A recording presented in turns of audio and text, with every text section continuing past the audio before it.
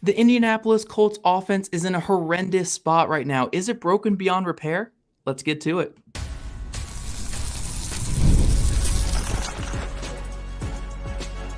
You are Locked On Colts, your daily Indianapolis Colts podcast. Part of the Locked On Podcast Network, your team every day.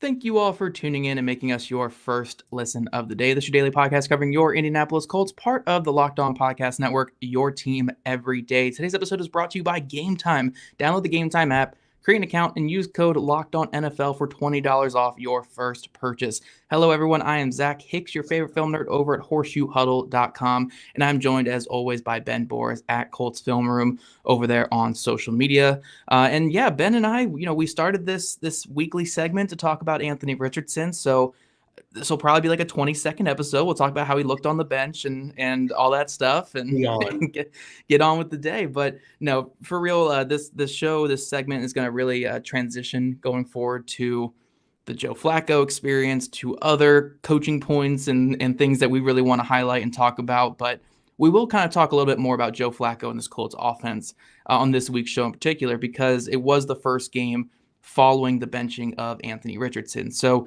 in segment one, we're going to talk about an article I wrote recently about how the Colts kind of eliminated their floor of their offense by starting Joe Flacco, and we're going to get Ben's thoughts on that. Then we're going to talk about how we would personally maximize Joe Flacco. Good luck for us in that segment there on maximizing Joe Flacco in this offense. And then we're going to end this episode on something positive and talk about how Gus Bradley has kind of righted the ship there on defense these last couple weeks. And, they're not perfect on defense, but it's been pretty solid there on that side of the ball. And that's something positive to talk about. But Ben, we're going to open up this show by talking about a recent article I wrote for horseshoehuddle.com. This is not me trying to pub it by anything, but it is something I really want to talk to you about, because the main thing that I posited in that article is when the Colts made the transition from Anthony Richardson to Joe Flacco, they essentially replaced the floor of their offense for completion percentage, for third down efficiency, and such like that. Those are the areas that Joe Flacco was excelling at early in the season. I mean, the third down percentage, they were the third best team in football on third down when Joe Flacco made his previous starts. Now, that regressed heavily against the Minnesota Vikings, but that was kind of the thinking, I'm guessing, when it came to like the win now mindset of putting Flacco in the game, what you owed it to the veteran players. So for me, when you take out Anthony Richardson, who gave you a high rushing floor, who gave you explosive plays as the floor, who gave you early down success as the floor, you're putting Joe Flacco into this system where you don't really have that floor for your offense anymore. And you kind of got to see on Sunday night how low the floor could be with Joe Flacco, which is much, much worse than anything we got out of Anthony Richardson-led offense this season. So that was one of my points. My other point was we kind of got to see how bad this offense was operationally with Joe Flacco in there, because when you have a mobile quarterback, they hide a lot of things for you in terms of scrambling, in terms of broken plays, in terms of, again, their impact on the run game. So my two biggest posits were you killed the floor of your offense by benching Anthony Richardson. And the other big thing is you kind of got to see how bad this Colts offense was operationally without somebody who could create outside or somebody you could even blame for missed throws. So what are your thoughts on that there, Ben? Yeah, I mean, obviously we talked, it doesn't take a genius to know that having Anthony Richardson in the backfield will help your rushing efficiency. We didn't see the same run game that we've seen when Anthony Richardson and Jonathan Taylor are in there, and I think that's for a reason. Now, obviously, the +1 quarterback changes a lot of things. Obviously, they're limited from a schematic perspective on how they can open up those runs. They have to really stick to more base runs, because where's the threat? How are they moving people's eyes? How are they manipulating the linebackers? How are they, and you're talking about a defense in Brian Flores that can do a lot of different things from a movement perspective on the defensive line. That gets limited, and mobile quarterbacks tend to see vanilla defenses. That's what Lamar tends to see. Not saying that like Lamar is a vanilla defense merchant, but I'm saying that like he earns the right to have vanilla schemes because you have to cover the threat of his legs. That's kind of what Anthony Richardson was getting in a lot of this. Now, that doesn't mean like, everyone should take that to say every single down, every single play, he's going to see just cover 3 so he can get an extra man in the box. But on those base downs, that's a lot of what you'll get. And then when you know what you're going to get, you can easily manipulate it. You didn't really get that with Joe Flacco. And I don't even think that you really got the execution of a lot of their base plays. I think that's probably been something that Indianapolis has struggled to really get to all year, that their offense is pretty much broken until someone makes a play. And then we kind of saw what happened in Minnesota when you rely on someone to just make a play and bail you out, and it doesn't happen. So my favorite line in that article was Shane Steichen is too good of a coach for this offense to look this inept. And this is what you're seeing with a substandard quarterback. So it's unfortunate because obviously we were so excited, I think, on this show to look at maybe the episodes we did with Chicago and Green Bay and compare it to what it looks like. I'm not really sure why. I've tried to wrestle with the decision. I'm glad I wasn't on last week's show. I need to think about it, to be honest with you. Yeah, it makes no sense to me. But more importantly, like, this was never about the quarterback. Indy chose to make this about the quarterback. There were struggles all year about all other 10 guys in that huddle and the play caller and the offensive staff and everybody coming up with the game plans each week. And they chose to kind of make the story about the quarterback. But let's be real. I think we saw way more than Joe Flacco's getting the pitfall, but like, I kind of agree with Shane Steichen. I'm not sure he was the worst person on that field by far. Right. And that's my big thing too. And again, that second point of the article that I was making is it kind of exposed all these things. That's what the title of the article was. The offense got exposed with Joe Flacco out there because with Richardson, you had a fall guy and a guy who could cover up your issues. It's kind of, you got the best of both worlds, or the worst of both worlds, I guess, with Anthony Richardson, because every missed throw, you could say the guy was open, every single missed throw. And then for the positives he did, like scrambling and stuff, it's a net positive play. So you don't question, like, why was this guy scrambling on the play? Nobody was open. That's why guys couldn't get out of there, right? Or the offensive line was leaky, And I tweeted this out during the game. It's like the story I felt like was, oh, well, Joe Flacco is such a statue in the pocket. Anthony Richardson can evade sacks.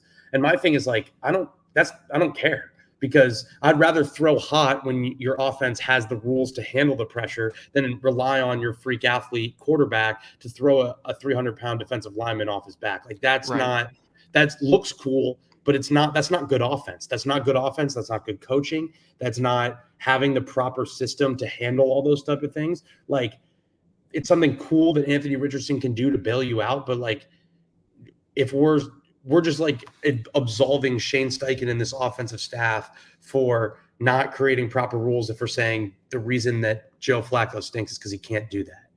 Right. And I think a big thing with this offense too that I'm really seeing this year, especially compared to last year, because regardless of who the quarterback was last year, a big thing that I said a lot last season was Shane Steichen's the guy with the answers. Like, there were answers for everything in this offense last year. And they had staples in their offense. They had run staples that they were really strong with. They had RPO staples that they were really consistent with. They had passing like throws that were like leverage based and like Josh Downs ISO plays and like certain things that this offense specialized in and was really good in last season, regardless of quarterback, Anthony Richardson or Gardner Minshew. You come into this year, man, and I don't see a single answer for anything with this offense. I don't see what can this offense lean into when things are not going right. And regardless of quarterback, regardless of Richardson or Flacco, what are they able to, hey, we have a couple incompletions in a row or a couple 3-and-outs in a row. What can we just simplify this game down to and do? Like last year with Minshew, when Minshew struggled, it was, let's get the RPO game going a little bit. Let's get the RPO game going. Let's stress the defense. Let's get the ball to the flat on throws. Let's run Taylor up the middle and do those things. Or let's lean on our inside zone runs where we were pretty good at them last year. This year, just from execution, from play calling to adjusting to what defensive coaches are doing, I don't see answers for anything this year. And this coach that we were talking about last year, where our biggest complaint at the end of the season with Steichen was who they threw the ball to on that 4th down. It wasn't if the guy was wide open in that Houston game. It was the perfect call. It was the perfect call. Yeah, when have we seen the perfect call this year, though? Outside, week 1 in Houston, I thought they had a good chunk of calls because they attacked Houston vertically. But since then, man, it's been a lot of just no answers for what they're seeing. And that's a detriment to Shane Steichen and his coaching staff this year. And it's on a down-to-down basis, because like there's definitely some plays, especially in the fourth quarter, where, like, I don't hate the idea, and this is Shane Steichen's MO, kind of like, I don't hate the idea of pushing the ball down the field and being aggressive in that way. Like, I don't think that's like the worst offensive philosophy. No. Where I disconnect from a lot of it in the way that I think about football is that if those shots aren't presenting themselves, you have to have a way to keep the offense moving so that you can live to see another down. And I think that that's like the way that I think about football a lot of the times, is like, hey, we can't, like, I don't think that Anthony Richardson was drafted number 4 overall to, be check down Charlie by any means, but like, you also need some of those things to keep the offense on schedule. And that's what I kind of thought that you would get with Joe. It was just like, and I think I just kind of looking through this game, I think Joe turned down a lot of throws down the field, partially due to, that's Brian Flores, he'll make you do that. He just wasn't accurate on a lot of these checkdowns. It's a conundrum, to say the least. But yeah, I think they have to find these answers in a hurry, because you're right. Shane Steichen came in as an excellent play caller, excellent developer of quarterbacks. Through a year and a half so far, he's done none of that. Well, he's done a little bit of that last year, but he has not done it in this season through 9 to 10 weeks. He's needed to be better for about a month and a half, maybe even 2 months now. And if looking at the whole back half of your call sheet and you didn't call a single one of those red zone plays, if that isn't the wake up call you need, I don't know what is. So yeah, that's probably all I have to say there. Right. And the big thing with the NFL, regardless of coach or player or GM or whatever, it's what have you done for me lately? And lately, it's not been very good from this coaching staff. So we're going to move past this segment here. We're going to talk all about Joe Flacco coming up and talk about how the Colts can maybe get something rolling with Joe Flacco with a couple big games coming up. We'll see if we can somehow create a plan for Joe Flacco, Ben, here in just a second.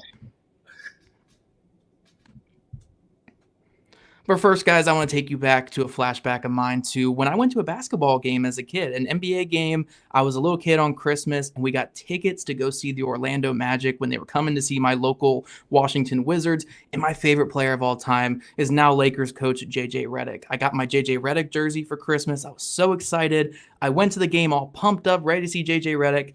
And right before the game, he was traded to the Milwaukee Bucks, and I didn't get to see him in person. But I love basketball games. I love NBA games, and I did still enjoy that game despite missing out on seeing my favorite player there in person in JJ Redick. But something that's really cool is with Game Time Picks, you guys can go see all the NBA games that you want to see. Game Time Picks make curation. Curation makes it much easier to save more on sports, concerts, comedy, theater, and all near you. There's some really great features, which include all-in pricing. You can toggle this feature that shows the total upfront with no surprise fees at checkout. And you also get the lowest price guarantee, or Game Time will credit you 110% of the difference. You also get the Game Time ticket coverage because life happens, and your purchase is covered with the most flexible customer service policy in the ticketing industry. So take the guesswork out of buying tickets with Game Time Picks. Download the Game Time app, create an account, and use code LOCKEDONNFL for $20 off your first purchase. Terms apply. Again, create an account and redeem code LOCKEDONNFL for $20 off. Download Game Time today. What time is it? Game time. And also, guys, get ready to tackle the NFL action with FanDuel, America's #1 sportsbook. Because right now, new customers can bet $5 and get $150 in bonus bets if you win. The FanDuel Sportsbook app gives you everything you need to place live bets on NFL all in one place. So when you get a hunch in the middle of a game, you can check out the latest stats, view live play-by-play, and so much more on the same page where you place your bets. Just visit FanDuel.com to join today. You'll get started with $150 in bonus bets if you win your first $5 bet. That's FanDuel.com. Never waste a hunch and make every moment more with FanDuel, an official sportsbook partner of the NFL. All right, Locked On Colts Everydayers, we are back with Ben Boris at Colts Film Room, and we're talking Joe Flacco today. Joe Flacco, our favorite 39-year-old quarterback currently in Indianapolis. I can't even say favorite 39-year-old quarterback because I feel like Matt Ryan and Phillip Rivers were both around that same age.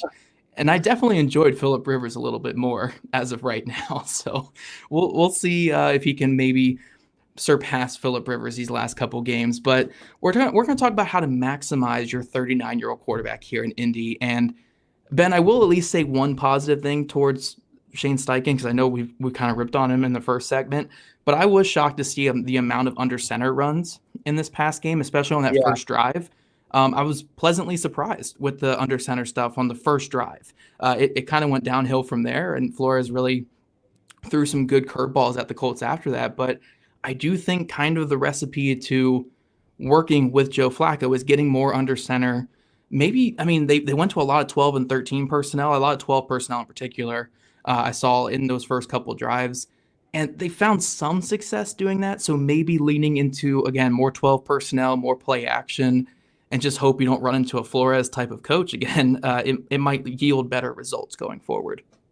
Yeah, I think step one to maximizing Joe Flacco is not play the Vikings at home. That's probably going to be my I mean, the stuff you have to do from a cadence perspective, from just all the different looks that they can give you. I mean, I said it going into the week, like that's Shane Steichen's kryptonite, these blitz happy defenses. If Gus Bradley, who we'll get to in the final segment, if does lose his job, I figured that he was going to hire something from that kind of tree, just from the amount of times it's beaten him up over the years. I think the first thing that they need to do for Joe is someone's got to make a play for him. But he needs better production out of the receivers. I think that when you look at just all those incompletions and all where things failed him, penalties was huge. I mean, the chop block was to get them out of field goal range was terrible. Definitely need just some more production, like literally just some more production in the run game from the offensive line, from the tight ends, which we've talked about all year, and really from the receivers too, because listen, like Michael Pittman, I know he's hurt and I'm not questioning anything about him anymore because he's battling to play. It's so clear. And you can only respect that from a captain, first-time captain, something that he's probably wanted his entire career since he wasn't a rookie, is to be one of those. And he finally is, and he's doing everything he can to get out there. And that's awesome. They need more from the receiver position. They need more than just the fourth quarter deep ball to Alec Pierce. They need more than just Josh Downs being a number one receiver as a slot. I mean, like, right. They need more from that. And like everyone, it's really great right now to pile on Joe Flacco, but I don't think he had a bad game. I really don't. I saw more on that film of a play caller not putting him in the position to succeed, and then ultimately his players not making plays for him. JT dropped a couple. His offensive line missed a couple blocks that they wish they could probably have back. So again, it's less about Joe Flacco, who is 39 years old. He's played quarterback. He's had these stinkers before. Like I think we will see better. I know we will see a better game from Joe Flacco before the season's over. It comes to the other 10 guys in that huddle, and if they can make a play for him, and if his play caller can give him a better answer. Yeah, I mean, ultimately that is the biggest thing here, because I'll sit here and say, like, yeah, do more under center stuff, which Shane Steichen's really never done in his career. So I was shocked that they actually came out. I mean, they've let him gun. They've literally let him gun. So yeah, he always has. I mean, going back to Jalen Hurts with Philly, and even I think Justin Herbert's rookie season, they did a lot of gun work as well, because he came from Oregon, where Oregon was always in the gun. So Shane Steichen's never really done this before. And you really can't live in the gun with Flacco because you don't have the +1 QB advantage. Now, they did some pistol stuff, which, again, I don't really know the advantage of pistol with Flacco because you're not. I don't really get the pistol thing. I think it's something. It's probably the track of the back, and just being able to stay multiple from what kind of runs they can do for out of pistol versus under center. From a ball handling perspective, probably, but even then, it just doesn't make sense. They fumbled on the pistol snap. No, I'm just exactly. Yeah, I mean, the ball handling wasn't great. It's probably just from trying to stay not predictable. So yeah.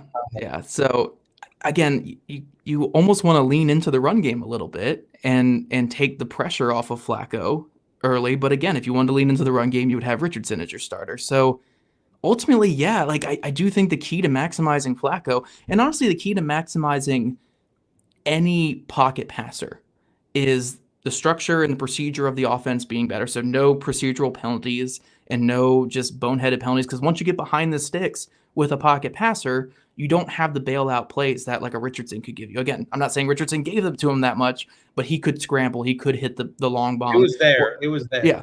He did it on a couple of occasions, to be honest. Right. Where Flacco, you're more so going to get the tiny chunks. And the tiny chunks don't really work when you're in 1st and 20 or 2nd and 30. I think they were at in one point in this past game. So you have to eliminate the penalties and the stupid mistakes like that. Guys need to get open at a higher rate, and they have to get open easier when you have a quarterback like Joe Flacco. And your play caller needs to be on his game. And again, this kind of exposed that Steichen has not been on his game when you don't have that person that can also take the blame and also bail you out. And then one more thing I want to throw in here, and I'll let you do a quick comment on it before we get to our final segment, but play A.D. Mitchell more. Like play him some more snap. Like, I'm fine with him not being a full-fledged starter. I mean, at this point, he probably should be over Pittman because Pittman can't move, but A.D. Mitchell getting 6 snaps in this game and having one of the only 2 explosive plays in the entire game for the offense in those 6 snaps. Look, he's a guy who can get open on every single route. I'm fine if he gets 10 targets in a game and he only hauls in like 3 of them, because at least he's going to be open on those targets. These other throws to Pittman right now down the field are completely covered because he can't move right now. Alec Pierce is not a great route runner, so he's going to be more covered down the field too. A.D. Mitchell's at least open. So if you're going to throw it to anyone down the field and get your medium to long chunk plays, at least throw it to the guy open. I don't care if he drops it. Like, I'd rather have a drop down the field than have a contested opportunity, So get A.D. Mitchell on the field. He's explosive, he's fast, and he can get open. He needs more snaps than just 6. I know they wanted to go a little bit more run heavy and more 12 personnel, and that's probably what led to this, but he needs more snaps than just 6. I know, I mean, like, we obviously had difference of opinions when the Colts actually drafted A.D. Mitchell. I was ecstatic. I thought he's a fantastic wide receiver. The game needs to probably slow down for him a little bit, and there's a reason there's a reason why he's having 6 snaps, because I'm looking out there and I'm saying he's too talented to have 6 snaps. He's just too talented to have 6. And he played better than Pittman. He probably made when they needed a play on 2nd and 30, he was the guy who answered. He was the guy who made one for him all night. They needed someone to make a play for him. Josh Downs was doing it as best as he could to literally try and get in the no cover zone, trying to manipulate some of these underneath defenders, trying to keep this offense on schedule. When that wasn't there, the offense was non-existent other than A.D. Mitchell. And yeah, I can't live in an offense where he has 6 snaps. Like, he's just too talented to be out there. And if we're doing the accountability thing, he was benched because he had that rough game in Jacksonville. I think it's time that we start promoting him because he's earned it. He really has. I agree. And look, again, it was a run-heavy game plan. You want Doolin out there for his blocking and some of that stuff. You want Pierce out there for the blocking. But come on, like, if we're going to throw the ball going forward, we need to get A.D. Mitchell on the field, especially with Pittman so banged up to where he can barely move. Very tough player. Is the guy that thrives under a guy like Flacco. The guy that can generate the separation on the back. Like, he was brought to Indianapolis. Sorry, I'm rambling. To be on the backside of 3-by-1 and get open. He's actually done that this year in those very limited roles. So the Colts haven't ran a lot of 3-by-1 with A.D. Mitchell as that backside X. I think they have to get to that. That's one thing that I think that, like, hey, we are now in the stretch of the year, and A.D. Mitchell made the best play out of any of the receivers. I'm trying to think if Josh Downs made one better. I mean, that was probably the best catch and play when they needed it the most. That earns more than 6 snaps. I agree completely, but we're going to transition from this offense now because Ben and I are about to start throwing stuff and punching out our computer screens, and we're going to talk about something positive, which is crazy to say, but the Colts defense has found a way to make things work. I'm not saying they're a great defense by any means, but they've moved past that disaster in Jacksonville to being a capable defense that can do some things, and that deserves a shout out. And Gus Bradley's going to get some love in this final segment, which I know you guys are going to hate, but Gus Bradley's going to get some love coming up here in just a second. But first, this show is sponsored by BetterHelp. This month is all about gratitude, and along with the person that I'm about to shout out, which is my co-host, Jake Arthur. Jake Arthur is my favorite person in all of the world right now. Love my co-host. You guys can tell our love for each other every time we record. But seriously, though, Jake is my guy. I couldn't ask for a better regular co-host in anything, just from flexibility terms, in terms of just repertoire and just a friendly relationship. Jake and I get along really well, and it's great to have him be my co-host on this show. And with this month being all about gratitude and giving thanks, I really wanted to give a shout out to Jake, my boy, here on this show. I know Ben, you get a shout out as well, but Jake, I love having Jake on here as my co-host every single time. And look, guys, again, this month is all about giving shout out to the things you're grateful for and the things you're thankful for. And along with that person I just shout out, which is my boy Jake, there's another person we don't get to thank enough: ourselves. It's sometimes hard to remind ourselves that we are trying our best to make sense of everything. And in this crazy world, that isn't easy. Here's a reminder: send some thanks to the people in your life, including yourself. Also, if you're thinking of starting therapy, give BetterHelp a try and really learn to love yourself and give thanks to yourself.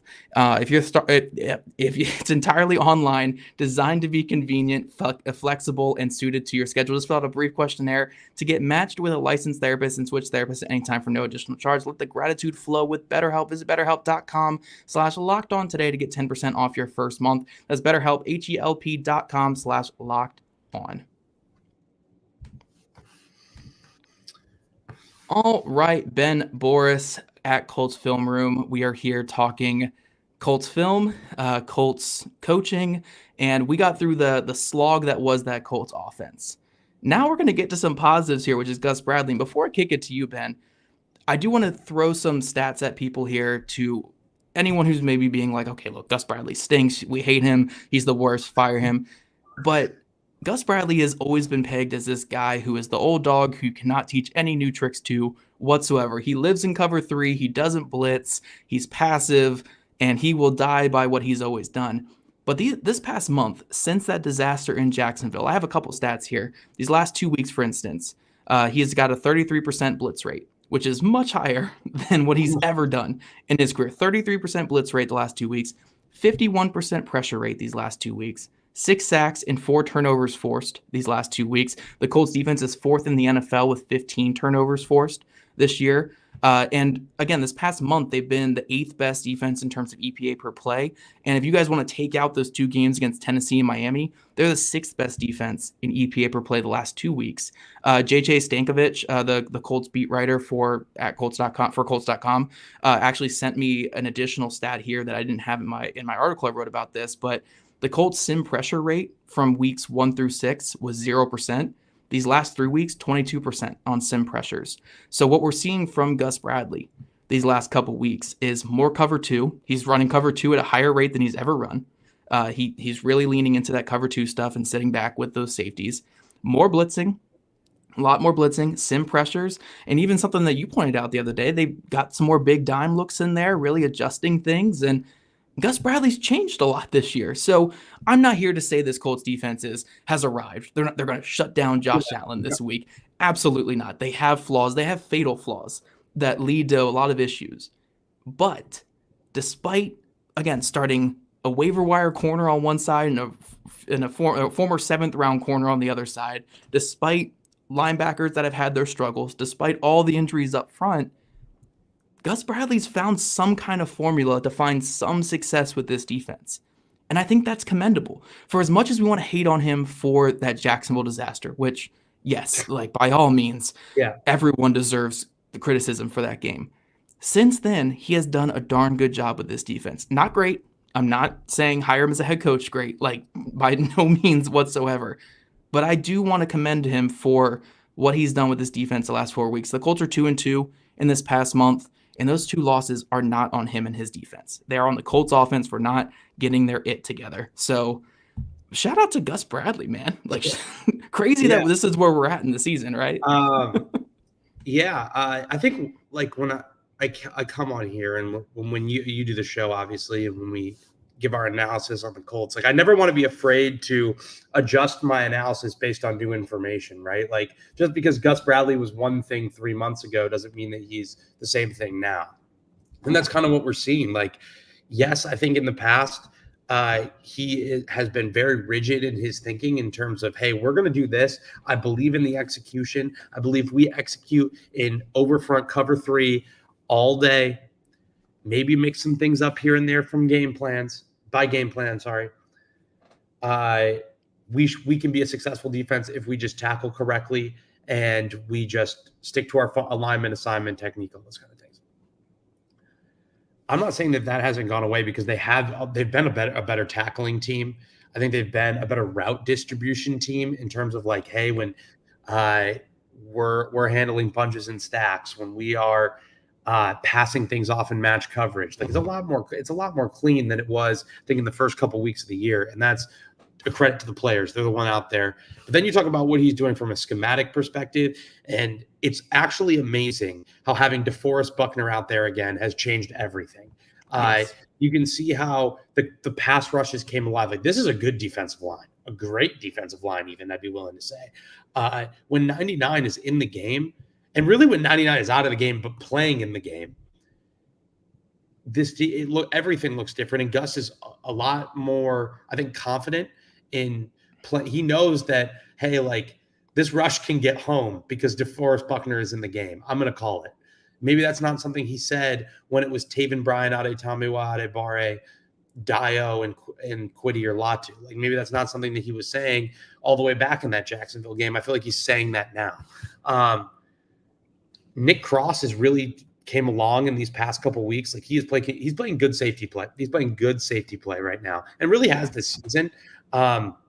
It's impressive to see what he's doing. He's finding a way to really take what he has, which is talent. It's certainly not barren in terms of some defenses, and making it work. A lot of people will point to that Sam Darnold completion percentage. And my thing is, like, yes. And I think that's something that with Gus will always kind of happen. I mean, he's going to play a lot of zone. He's going to play a lot of cover 3. That's going to warrant a lot of those checkdowns, which we saw. I have to pull up the stats. I don't know off the top of my head. I would imagine that Sam Darnold's average depth of target was not that great. They were throwing a lot of screens in this game, a lot of checkdowns. There were a lot of passes that really didn't result for a lot of gains. And that's how Gus Bradley wants to play defense. He wants to limit your points. He wants to bet on the fact that you're going to make an incompletion here or there, get behind the sticks. We're going to check down, rally, tackle, and get off the field. And that's really what's happening right now. Yeah, and I think a big thing of this too, and I know you weren't really covering Indianapolis back when Matt Eberflus was here, but there's been this very big shift to like a Matt Eberflus type of defense. And I'm not saying that's the perfect way to run a defense, but it did work for the Colts in that Matt Eberflus era. Heck, it got him a head coaching job. So clearly it did something correct in terms of, we're going to make you guys go 12, 13, 14, 15 plays, whatever it's going to be, go down the field and score on us, and we're going to make you have to earn everything. Now, the run defense needs to be better. Yes, some of the over-the-middle coverages need to be a little bit better, and they need to be a little bit tighter in their route recognition and feel. It's not perfect by any means, but you're also playing Jordan Addison and Justin Jefferson. Like, right. I mean, like, if you weren't on FanDuel betting 100 yards, I mean, like, that was going to happen. Like, he was going to get his. Like, and that's going to happen probably again with Josh Allen. Like, you're playing talented players. They're gonna get. It would have been an astronomical, preposterous thing to suggest that Justin Jefferson wasn't going to have a day. Yeah. And while I say that those are those issues, and like, yes, it can be a little bit cleaner, when you make offenses go 10, 11, 12 plays down the field on you, it results in more turnovers. Yes, they're on the field a lot. And that, again, there is areas to clean up. But they're fourth in the NFL in turnovers forced this season. They've been a top 10 defense this past month. And they're even, again, good quarterbacks or bad quarterbacks, making them have to go little chunk by little chunk down the field on you. And then standing tall in the red zone is a recipe for success. Yeah. You saw Sam Darnold pressing. That's what those 2 turnovers were pressing. Yeah. That was what it was. He wanted a chunk play to get back in the game. So, look, I'm not saying it's a perfect formula, but again, when you have, for as much as Womack and Jalen Jones have impressed this season, they are who they are coming into the season. You know, these are not premier names at outside corner. These are not premier names at linebacker, maybe the names are a little bit more known, but they're not perfect fits for this system. And even aside from DeForest Buckner, you don't have like a star on your defensive line. You have good players on this team. I'm not trying to say this defense stinks in terms of players or anything like that, but to make it work with the guys they have, Gus Bradley's kind of said, look, we'll concede some yards, but as long as we're punching the ball out, as long as we're being good in our deep zone integrity and making these quarterbacks force things and we're getting sacks, it doesn't matter. So again, like, it's not perfect, but it is a recipe for success. Now, I would kill for the Colts offense to have that, because right now they're not perfect and they have no recipe for success. Gus Bradley has grown throughout the year. This defense has an identity. They're not perfect. They have an identity, though, and they're doing things that contribute towards winning football. So for as much as we want to hate on the offense right now, because we can, like, they stink right now on offense, on defense, they have something going.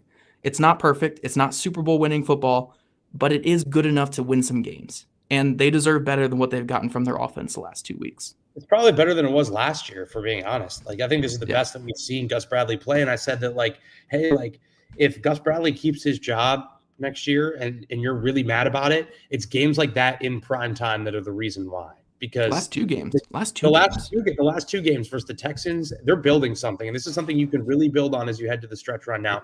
They're going to play some good offenses in the next couple of weeks, some really good offenses in the next couple of weeks. They're going to be put to the test, and there's likely going to be probably not going to put this up every week. Just make that pretty obvious. I mean, you're playing the Lions. I mean, look, this is what's going to happen. You're playing Josh Allen. This is what's going to happen. But they're building something, and it's exciting to see, I think, from the defensive line, which was probably the most excited I was about a position group heading into the year. Yeah, for sure. So we want to give some love to Gus Bradley before we get out of here. We do want to thank you guys, too, for making Locked On Colts your first listen today. And now for your second listen, go find new Locked On NFL show with 2 shows every day. First, the Madman Tyler Rowland kicks off your morning with a double shot of NFL espresso, and then stop by the barbershop with Tony Wiggins for some real NFL talk. Find Locked On NFL on YouTube or wherever you listen to your podcast. And if you guys don't already, make sure you're following at Locked On Colts, at Jake Arthur NFL, and at Zach Hicks 2, and at Colts Film Room, all on Twitter. Also, subscribe to us on YouTube, wherever you listen to your podcast. We love you guys' ratings and reviews, and we'll catch you guys back here tomorrow afternoon.